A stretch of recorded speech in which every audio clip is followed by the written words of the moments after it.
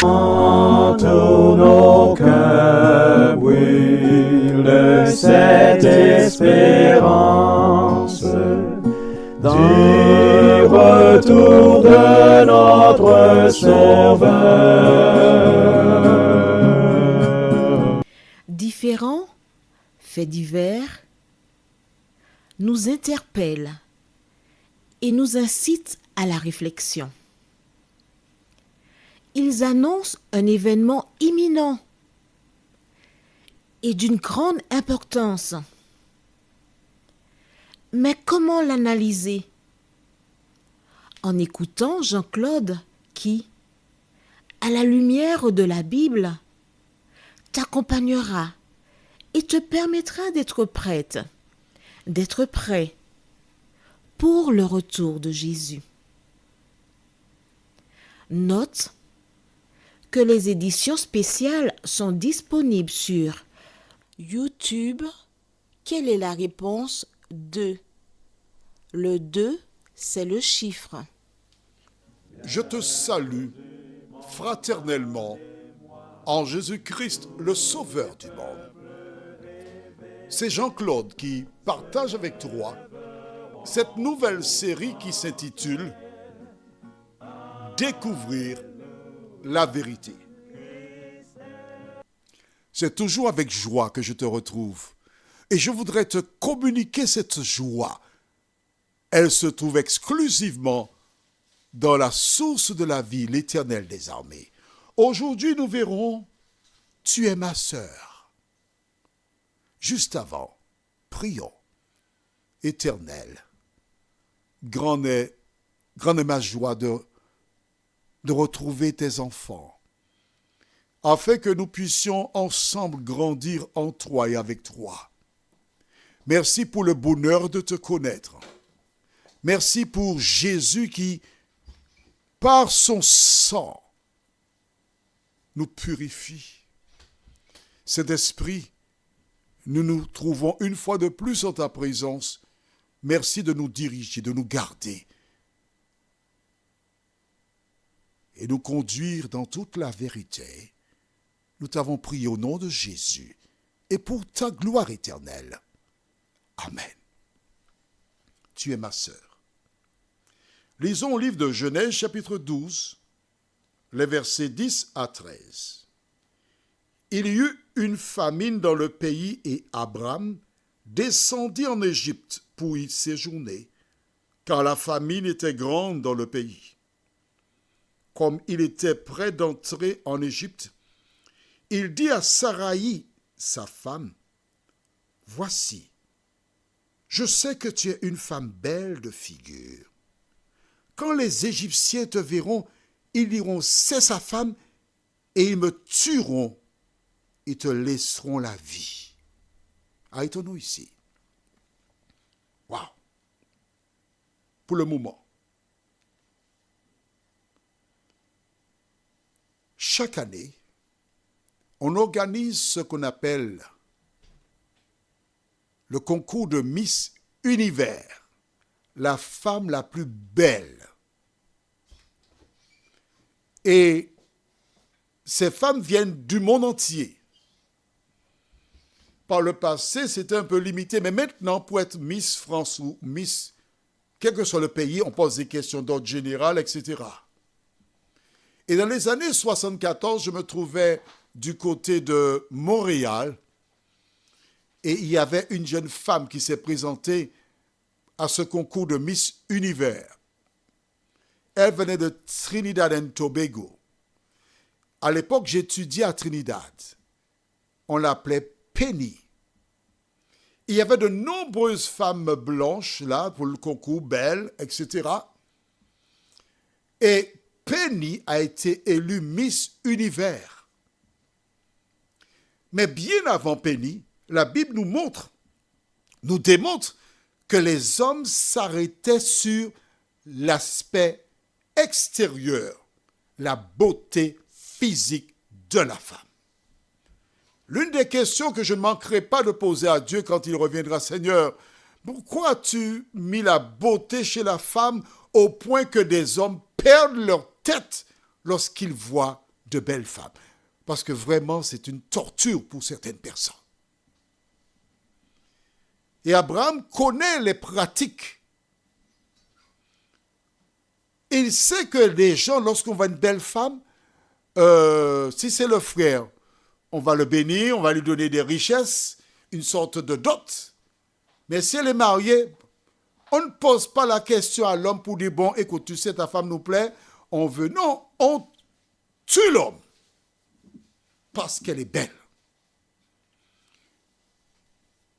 Il n'y a pas très longtemps, ici à la Martinique, un homme qui sortait de cinéma a aperçu sur une moto une belle jeune femme qui tenait son ami à la hanche. Et il a pris le temps de regarder cette belle femme. Il a reconnu qu'elle est belle. Et l'ami de cette jeune femme a pris son revolver, a tiré sur l'homme qui a été blessé. Il a failli perdre la vie parce qu'il avait regardé une belle femme. Vois-tu, ce qui se passait du temps d'Abraham se passe encore aujourd'hui, où des hommes deviennent fous lorsqu'ils voient une belle femme. Mais permets-moi de te dire, si tu aimes les belles femmes, tu as intérêt à chercher des femmes qui ne sont pas belles. Si tu sais que tu es nerveux, si tu sais que tu ne pourras pas supporter la pression, si tu sais que tu risques de perdre ton sang-froid, ne cherche pas une belle femme physiquement. Recherche une femme vertueuse. Elle te rendra heureuse et tu ne feras pas d'hypertension artérielle. Alors, qu'est-ce qui se passe? Que dit Abraham? Verset 13. Dis, je te prie que tu es ma sœur, afin que je sois bien traité à cause de toi et que mon âme vive grâce à toi. Une faveur qu'il demande à Saraï. Tu te rends compte? J'aime la Bible, mon ami. Qui fait cette demande? Abraham. Qui est Abraham? Un homme que Dieu a appelé, un homme à qui Dieu a dit, je répète pour toi à nouveau, je lis à nouveau, dans Genèse 12, verset 3, « Je bénirai ceux qui te béniront, et je maudirai ceux qui te maudiront. Et toutes les familles de la terre seront bénies en toi. » Est-ce que Dieu savait qu'Abraham allait monter cette solution? Oui, Dieu le savait. Mon ami, Dieu le savait. Mais alors tu me diras, pourquoi Dieu savait qu'Abraham aurait fait cela? A-t-il pris Abraham? Mais Abraham n'était pas bon. Mais dis-moi, qui est bon? Dis-moi, qui est bon? Toi qui m'écoutes là, toi qui es prêt à condamner Abraham, est-ce que tu es meilleur qu'Abraham? Dis-moi, que dit la parole de l'homme concernant l'homme? Nous disons tout ce qui nous vient à l'esprit. Mais laisse-moi te rappeler quelque chose que tu dois garder, toi, à l'esprit. Toi qui as tendance à condamner les uns les autres, toi qui regardes les faiblesses des uns et des autres, prends ta Bible et allons dans Jacques 3, verset 2. Jacques, c'est pratiquement la fin de la Bible. Tu as Apocalypse, juste avant tu as Jude, tu as 3, Jean 2, Jean 1, Jean, ensuite tu as 2 Pierre, 1 Pierre, juste devant tu as Jacques. Jacques chapitre 3, verset 2 déclare, « Nous bronchons tous de plusieurs manières. Si quelqu'un ne bronche point en parole, c'est un homme parfait, capable de tenir tout son corps en bride. » Maintenant, je te dis qu'Abraham n'a pas eu raison de dire cela à sa femme. On est d'accord? Mais Dieu nous montre que lorsqu'il appelle une personne, il l'accepte comme elle est. Et le Saint-Esprit commence à œuvrer dans la vie de la personne pour la transformer. C'est pourquoi Jésus te dit, dans Matthieu 11, verset 28. Venez à moi, vous tous qui êtes comment? Fatigués et chargés, et je vous donnerai du repos. Jésus a appelé Abraham pour t'encourager, quelles que soient tes faiblesses, quels que soient tes soucis, quels que soient tes péchés, Jésus t'aime et il te dit de venir comme tu es. Et une fois que tu es venu à Jésus, le Saint-Esprit te transforme si seulement tu acceptes d'être transformé par lui. Dis que tu es ma sœur. Qu'est-ce que c'est? Un mensonge. Combien de fois tu mentis dans ta vie? Quels que soient tes péchés, Jésus t'aime. Mais Jésus sait que dans le temps, le Saint-Esprit te transformera. Es-tu disposé à recevoir Jésus dans ton cœur, dans ta vie? Es-tu disposé à faire comme Abraham? N'oublie pas, Abraham, lorsque Dieu l'a appelé, il a répondu à l'appel. À partir de maintenant, nous verrons les erreurs, les péchés d'Abraham. Mais nous ne sommes pas là pour regarder.